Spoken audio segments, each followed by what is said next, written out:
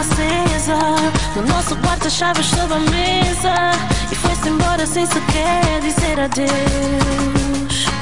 Ele que conheci durante toda a vida, hoje me fez ficar arrependida do dia em que a gente se conheceu. Hoje ele me disse que quer ir embora, tá sufocado e precisa ir agora. Disse que o seu amor há muito já morreu. Então leva todos os planos e os meus sonhos, leva.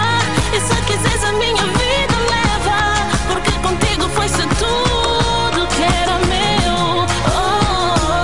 Tu quebraste o meu ego, me tiraste o sossego. Eu começo do final da minha vida. Tu quebraste o meu ego, me tiraste o sossego. Eu começo do final da minha vida.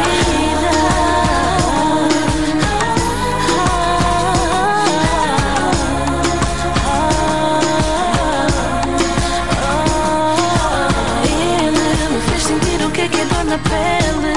Larguei meus sonhos para viver os dele. E não é justo, não.